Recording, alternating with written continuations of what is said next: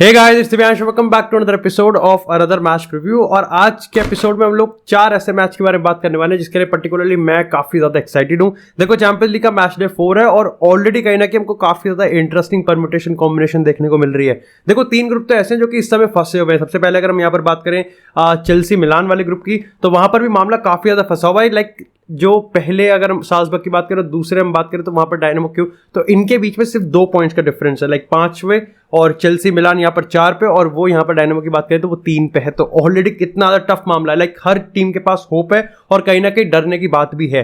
Same यदि बात करें यहाँ पर अगर हम बेनफिका, पीएसजी और यूवेंटस की, तो वहां पर भी मामला फंसा हुआ है। सब सिर्फ और सिर्फ एक ही वजह से हुआ है, वो है यहाँ पर बेनफिका का गेम प्लान। लाइक उन्होंने इतना अच्छा परफॉर्म किया है कि जहां हम शुरुआत में बेनफिका को लिटरली निकाल रहे थे, वो कहीं ना कहीं यहां पर अब अच्छी तरीके से परफॉर्म कर रहे हैं। हाँ, इसमें साइड नोट पे हम ये भी कह सकते हैं कि विदाउट लियोनेल मेसी या फिर रिसेंट टाइम से पीएसजी थोड़ा सा लेस इंप्रेसिव लगी है। और अगर यूवेंटस की बात करें तो वहां तो खैर लॉर्ड एलिग्री की बात करें तो उनका तो कोई कहना ही डिफरेंट है। और अगर हम बात करें तीसरे ग्रुप की, तो वो यहां पर फंसा हुआ है, वो है यहां पर बार्सा, बायर्न और इंटर का। लाइक ये तो ग्रुप ऑफ डेथ है जो कि सीरियसली अब कहीं ना कहीं अपने कंक्लूसिव स्टेट पे आता हुआ दिख रहा है। लेकिन सबसे पहले बात करते हैं यहाँ पर पीएसजी वाले मैच की। देखो, ये चीज तो अब कहीं ना कहीं ऑलमोस्ट कंफर्म लग रही है कि इसमें मेसी नहीं खेलेगा।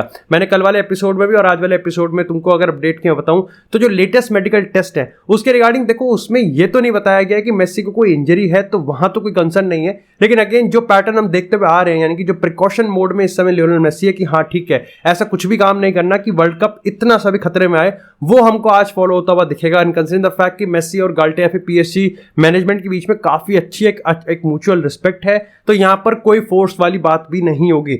डिस्पाइट द फैक्ट कि यहां पर पीएसजी के लिए ये मैच काफी ज्यादा इंपॉर्टेंट है, क्योंकि हमने देखा है रिसेंट टाइम्स में पीएसजी कुछ खास अच्छा परफॉर्म करा नहीं है बिना लियोनेल मेसी के। लेकिन आज फिर भी मैं कहूंगा कि गाल्टर इस चोट वाली बैंडेज पे, इस लेस इंप्रेसिव परफॉर्मेंस पे नेमार का बैंडेज लगाता हुआ उनको दिख सकता है। अब इसी के रिगार्डिंग जब क्योंकि लियोनेल मेसी नहीं है, तो सबसे इंपॉर्टेंट चीज जो मैं इस पीएसजी में देखना चाहता हूं वो है यहां पर एम्बापे की परफॉर्मेंस। अब तुम लोगों की नेमार की नहीं। अब देखो, नेमार का तो मेरे को पता है कि नेमार अपनी परफॉर्मेंस तो बढ़िया करेगा ही करेगा, लेकिन नेमार का सबसे बड़ा रोल है कि एम्बापे की परफॉर्मेंस को एलिवेट करना। अब यहां पर कहीं ना कहीं थोड़ा आप सिंपैथाइज कर सकते हो किलियन एम्बापे से। देखो, रिसेंट टाइम्स में मैं काफी ज्यादा क्रिटिकल हुआ हूं उस एम्बापे की परफॉर्मेंस पे, और वो कंस्ट्रक्टिव रहा है। लेकिन अगर जब आपका मैनेजर खुद ही आके कहता है कि देखो आज एम्बापे बढ़िया परफॉर्म कर देगा क्योंकि वहां पर नेमार है, तो आपको खुद को पता है कि लाइक सिस्टम ही ऐसा है कि एम्बापे कहीं ना कहीं डिपेंडेंट तो है नेमार पे, और ये चीज उसको पसंद नहीं है। अब जहां से मैंने कल के एपिसोड में कह भी दिया था कि देखो, एम्बापे का ठीक है, वो अपनी तरफ से ठीक हो सकता है, लेकिन आप जो ग्रेटर गुड की बात करोगे तो क्या सिर्फ एम्बापे की परफॉर्मेंस चलाना है या फिर नेमार मेसी की परफॉर्मेंस चला के आपको पीएसजी को उठाना है? एम्बापे की परफॉर्मेंस भी उठा देगी, लेकिन कहीं ना कहीं जो ग्रेटर गुड है, जो सबसे बड़ा इंपैक्ट आएगा, वो तब आएगा जब नेमार और मेसी की परफॉर्मेंस चलती है। और ये चीज हम देखते हुए आ रहे हैं कि अगर पीएसजी गाल्टर के अंदर खौफ पैदा कर रही है, तो उसके जो सबसे बड़े 2 इक्के हैं वो नेमार और मेसी हैं।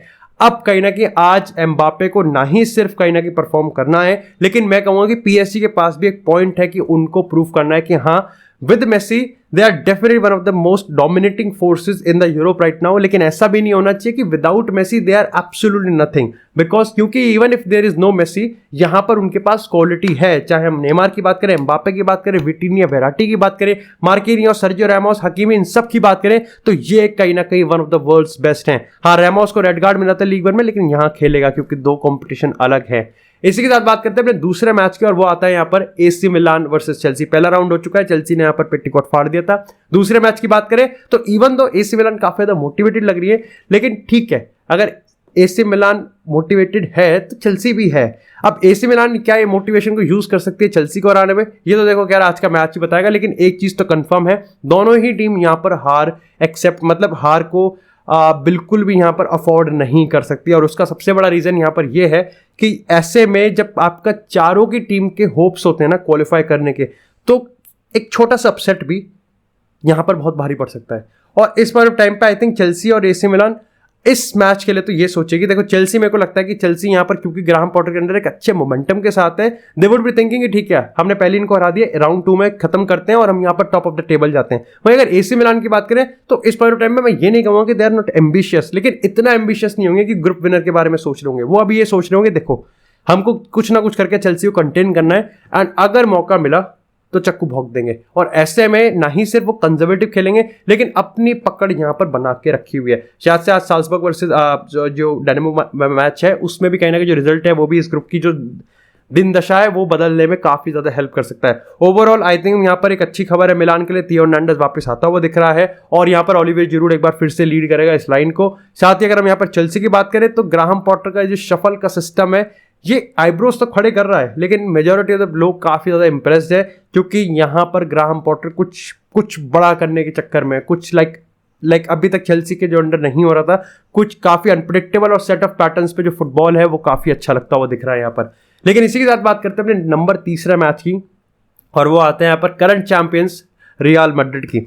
अब देखो रियल मैड्रिड का कोई बॉक्स ऑफिस मैच नहीं है लेकिन मैच फंसा हुआ है। अब ये मैच देखो, ये वाला मैच और अगला मैच बारसा वाला मैच दोनों पे एक एडिशनल पॉइंट है, इंसेंटिव है कि क्यों ये मैच उनका बहुत ज्यादा इंपॉर्टेंट है। अगर रियल मैड्रिड की बात करें तो इस मैच के बाद एल क्लासिको है, लेकिन एक चीज बहुत ज्यादा इंपॉर्टेंट है कि यहाँ पर कार्लो एंसेलोटी के इंटरव्यू को अगर आप पीस उठाओगे तो आपको समझ में आएगा कि यहाँ पर रियल मैड्रिड बहुत क्लियर है, आप चैंपियंस लीग में जितना जल्दी हो सके उतना जल्दी राउंड ऑफ 16 के लिए क्वालिफाई करो और उसके बाद यहाँ पर आप अपना फोकस ला लीगा पे शिफ्ट करो, क्योंकि ये चीज बहुत इंपॉर्टेंट है। देखो आप बीच में वर्ल्ड कप भी है और यहाँ पर अगले काफी बहुत कम टाइम में काफी सारे मैचेस भी हैं, तो आपको यहाँ पर अपने बेस्ट पे होना पड़ेगा और आप स्क्वाड रोटेट करोगे। लेकिन ये भी होना चाहिए कि ठीक है स्क्वाड रोटेट आप तभी करोगे ना जब आपके थोड़े लेस बॉक्स ऑफिस मैच होंगे। अब ऐसा थोड़ी कि आज आपने पूरी स्टार्टिंग 11 खिला दी और फिर आप एल क्लासिको में कह रहे हो कि हाँ अब स्क्वाड रोटेट करेंगे।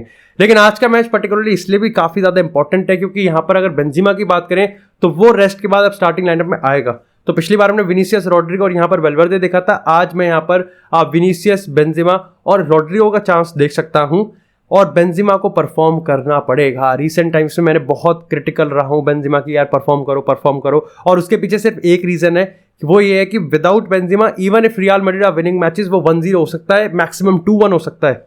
लेकिन अगर आप पिछले सीजन के अगर रोलर कोस्टर मैचेस की बात करो या फिर हम हर एक रियल मैड्रिड का मैच कहते थे यार ये तो मैच ऑफ द सीजन है, यार ये तो मैच ऑफ द सीजन है, वो सिर्फ और सिर्फ बेंजिमा की बदौलत है। लाइक मैं किसी से क्रेडिट नहीं ले रहा हूं, मैं बस ये कह रहा हूं कि if you are going to score more, जो कि कार्लो एंसेलोटी का एक यहाँ पर मोटस ऑपरेंडी रहता है कि ठीक है अगर आप 2 मारोगे तो हम आपके मुंह पे 5 मारेंगे, तो 5 मारने के लिए आपको बेंजिमा चाहिए, ठीक है, आप असेंसियो से नहीं मार सकते, असेंसियो 5 नहीं 5 मार देगा। तो ऐसे में कहीं ना कहीं वो चीज काफी ज्यादा इंपॉर्टेंट है और बेंजिमा के लिए ये इसलिए भी है क्योंकि अगर देयर इज अ चांस कि वो लेवेंडोव्स्की से, अगर हम एल क्लासिको या फिर ला लीगा की बात करें या फिर इवन इफ चैंपियंस लीग के टॉप स्कोरिंग चार्ट्स में एक बार फिर से बेंजिमा को मौका बनाना है उसके पर्सनल सीजन के लिए, this is a good game to start this fixture. और अगर आपको एल क्लासिको में छाती चौड़ के जाना है तो आज आपको जीतना पड़ेगा और अपनी बेस्ट 11 के साथ जाना पड़ेगा। लेकिन इसी के साथ बात करते हैं यहाँ पर अब ग्रुप ऑफ डेथ की।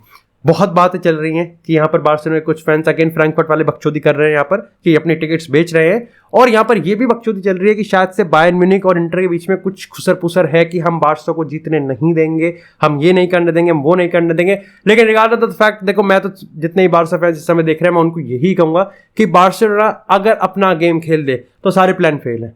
अगर बार्सिलोना अपना गेम नहीं खेलेगी तो इन प्लान की जरूरत भी नहीं होगी, बार्सा अपना फेल हो जाएगी। एंड यही चीज हम यहाँ पर अभी फॉलो अप होते हुए आ रहे हैं। देखो आज जो बार्सिलोना की कंडीशन है चैंपियंस लीग में, इसको अगर सबसे ज्यादा ब्लेम है, यस आप बैड रेफरी को आप कह सकते हो, आप लक को कह सकते हो, लेकिन ये बार्सिलोना की टीम कैपेबल है चीजों को पलटाने के लिए, ये सिचुएशन पलट सकती है। और आज इसका परफेक्ट एग्जांपल है आपका, अगर प्रेसिडेंट आके बोल रहा है, आपको इतना मोटिवेट कर रहा है और इतना एग्रेसिव जा रहा है ओपोनेंट पे, तो तुम सोच सकते हो कि कितना ज्यादा एग्रेसिव ये मैच होने वाला है। अब अगर मैं यहाँ पर इंटर की बात करूं तो देखो नाज़ियोनाले को कुछ खास करने की जरूरत है नहीं, वो यहाँ पर पिछले हफ्ते जो मैच टीम पुट करी थी वो यहाँ पर वो टीम उतारेंगे और इस बार वो और भी ज्यादा डिफेंसिव स्ट्रक्चर के साथ आएंगे। और इसके पीछे सिंपल सी मेरी थ्योरी यहाँ पर यह है कि वो आज भी एक ही पॉइंट के लिए आना चाह रहे हैं। अगर मौका मिल गया तो चक्कू वक्कू चल जाएगा, लेकिन एक पॉइंट अगर यहाँ पर आ गया, क्योंकि 9-6-3 बार्सा पे, 6 इंटर पे और 9 यहाँ पर बायर्न पे, आप एक पॉइंट निकाल लो और एक ही पॉइंट आप बायर्न के निकाल लो और फिर आप विक्टोरिया का मैच जीत जाओ।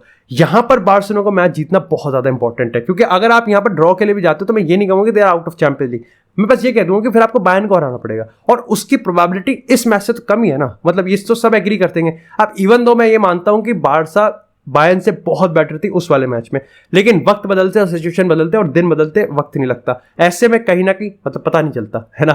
मतलब ऐसे में कहीं ना कहीं मेरे को लगता है कि आज का फोकस और आज का मैच बहुत ज्यादा इंपॉर्टेंट है, क्योंकि विक्टोरिया वाला मैच तो आई थिंक ये तीनों ही टीम्स ये मान के चल रही है कि हम जीतने वाले हैं, चाहे बायर्न हो, बार्सा हो या फिर इंटर हो। तो इनके आपस के जो मैचेस है वो इस परम्यूटेशन कॉम्बिनेशन को अभी तो फिलहाल बार्सा के पक्ष में नहीं है, लेकिन बार्सा जैसे मैंने कहा कि एक ही चीज कर सकती है और वो है they have to play their football. आपको कुछ एक्स्ट्रा ऑर्डिनरी करने की जरूरत नहीं है, आप कहीं गलत नहीं जा रहे हो। एक दो पॉइंट है, जैसे आप इन्वर्टेड विंगर मत खिलाओ रफीनिया को, और जावी ने इस चीज को बिल्कुल रेक्टिफाई भी कर दिया पहले एक मैच के बाद ही। आप यहां पर शॉट्स लो, ये भी जावी ने इस चीज को कंसिडर कर लिया और ये भी चीज होती हुई दिख रही है कि यस अब आपको शॉट लेने पड़ेंगे।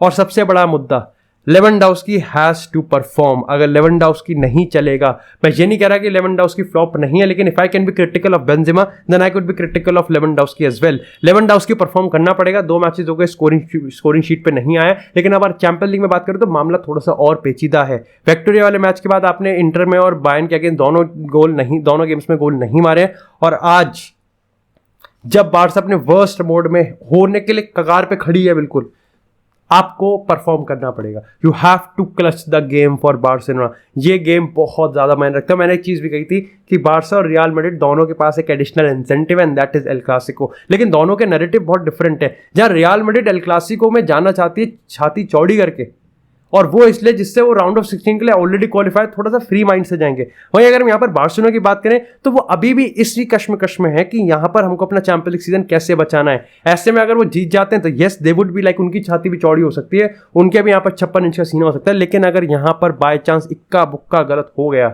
तो मामला गड़बड़ा सकता है। और टीम का मोराल तुमको पता है इस समय काफी ज्यादा लाइक वॉलेटाइल है, लाइक अच्छा भी हो सकता है लेकिन एट द सेम टाइम बुरा भी हमको होता हुआ दिख सकता है। तो ये चीज कहीं ना कहीं इसको देखनी पड़ेगी। बाकी that's it for this episode. I hope आपको एपिसोड पसंद आया। डू मेक श्योर कि आप अपना ओपिनियन, अपना डिबेट कमेंट सेक्शन में चालू रखें, वीडियो को लाइक करें और चैनल को सब्सक्राइब करें। आपको इस तरह फुटबॉल से एक्सक्लूसिव कंटेंट चैनल पर मिलता रहेगा। तब तक के लिए stay tuned, stay safe and I will see you in the next episode.